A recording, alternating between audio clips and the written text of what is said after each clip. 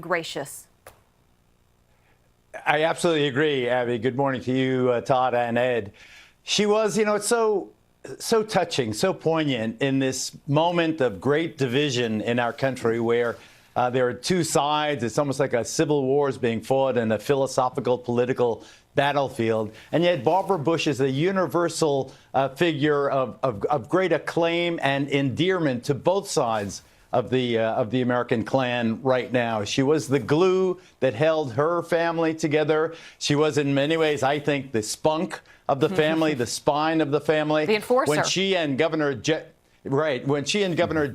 Bush were campaigning, when Governor Bush was campaigning against Donald Trump and the 15 other candidates, I remember so clearly the former First Lady and the mother of the candidate saying to Jeb that he had to toughen up, that he had to interrupt the way the others did. He had to fight back.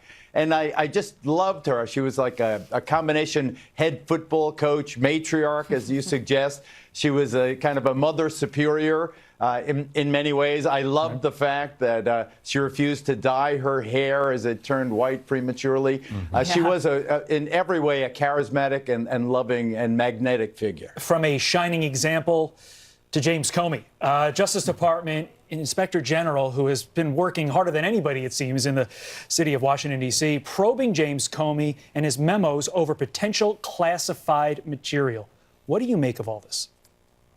Well, first of all, from his own book, Comey describes himself as stubborn, prideful, overconfident, and driven by ego. So I agree with his own self-assessment. I believe that those memos, I once had a surgery that went bad, and then they examined the medical records, and the medical records had all been meticulously written in favor of every decision the doctor made, ex post facto. It's the same thing with the James Comey memo. Everything in the memo is written, it seems to me, to corroborate his own version of what happened between he and the president in the private setting. They were so totally self-serving. They were, as I said, ex post facto. I don't think they're very meaningful. Now, is James Comey at legal jeopardy for admittedly leaking that material, which may not have been classified at the time? Subsequently, some of it became classified in retrospect.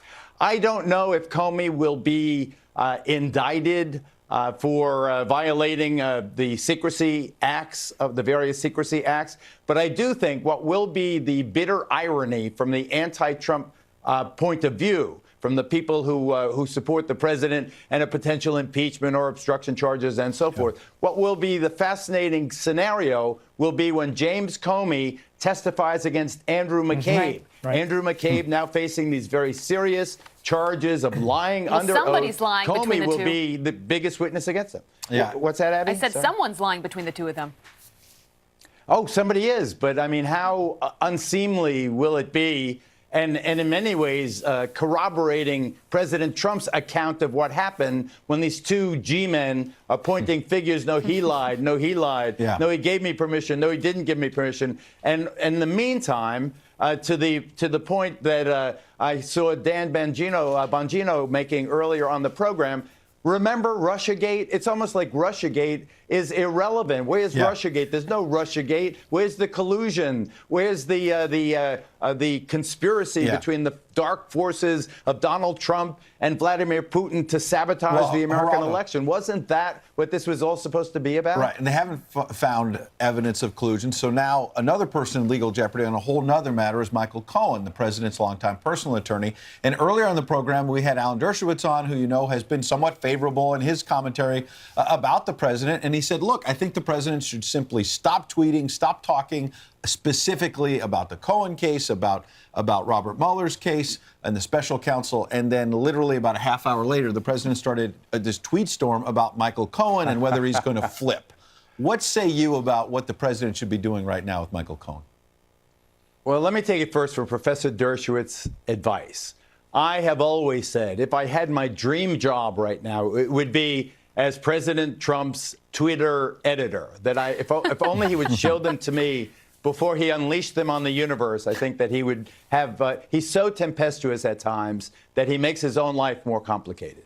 I totally get his frustration about Michael Cohen and everyone talking, you know, Sam Nunberg and all these other people. Michael Cohen's going to flip on the president, that this Russiagate is nothing. This will all be about tax fraud or bank fraud or some private dealing dark dealing between Michael Cohen and the president of the United States. So I understand the president's frustration. Hey, wait a second. First of all, Michael Cohen is not going to flip.